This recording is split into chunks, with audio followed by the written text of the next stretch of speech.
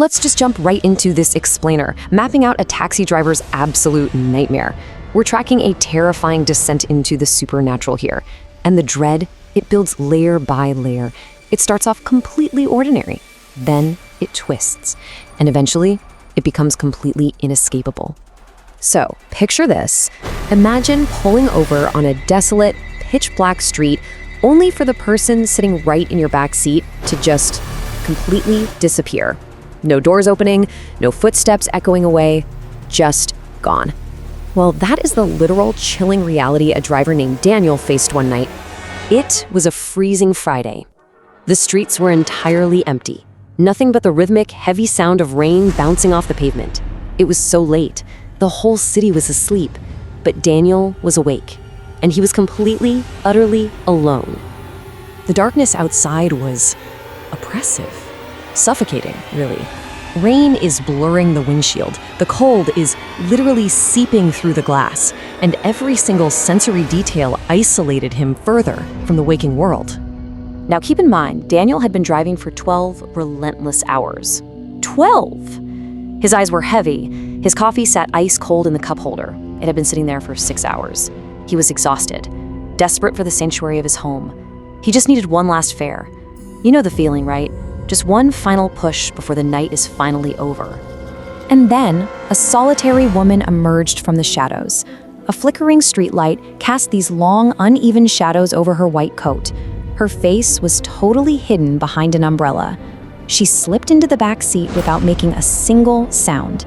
And then she finally broke the silence, whispering, "Willow Street, please." Now think about a normal cab ride. There's life, right? Chatter, the warm heater going. But this ride? None of that. Absolute dead silence. He glanced in the rearview mirror, and she was just staring out the window, unblinking. And then the temperature plummeted. The heater was blasting, but Daniel's breath literally, visibly froze in the cold air. So Daniel parks at the address, but it's an abandoned house.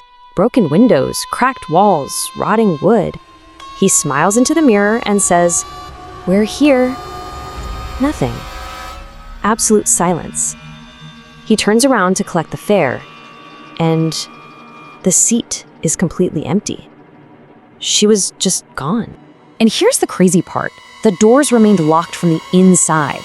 Panic instantly spikes, right? He checks both sides. Locked. No handles pulled. No alarms triggered. No footsteps outside. Actually, scratch that. She didn't just escape, she evaporated. But he did find a single, chilling piece of physical evidence left on the icy fabric. Scanning the empty back seat with his flashlight, it caught a gleam of metal, an old silver necklace, a tiny heart-shaped pendant. Tangible proof that she was real. Or, well, at least something was. So, morning breaks. But the sun did very little to chase away that chill deep in Daniel's bones. He just couldn't shake the memory. He needed an explanation. He had to know what on earth stepped into his car. So he brings the necklace back to that rotting house, desperately seeking answers. In the daylight, honestly, the house looked even worse. Decaying, dead, but he knocked anyway. And the door creaked open. Standing there was an elderly man, pale, frail, trembling. Daniel holds up the silver chain, and the pale man's revelation just drops Daniel's stomach. The old man's face completely drains of what little color it had left. His hands shake violently as he takes the chain. He whispers, "This necklace belonged to my daughter, Emily." And when Daniel asked where she was, the old man just wept. And here comes the devastating truth. To put this into perspective, Emily died in a car crash exactly 20 years ago, on a rainy Friday night. She took a taxi home, but it crashed just streets away from this very house. When Daniel heard that, his heart hammered against his ribs. He rushes back to the depot. He pulls the dashcam footage. The taxi security tape proved Daniel drove completely alone into the fog. He watches the screen. He sees himself stop at the streetlight. He waits, but the rear door never opens. No woman in a white coat ever steps inside. Yet the footage clearly shows Daniel driving, glancing back, talking to entirely empty air. The dispatchers watching with him were frozen in horror. But guys, the nightmare didn't end with the dawn. You'd think knowing the truth would bring some sort of peace, right? It didn't. It only awakened something. A cycle. A pattern that Daniel is now permanently trapped in. The curse literally cemented itself into this inescapable mechanical routine. On regular nights, everything is completely fine. Normal meter, normal doors.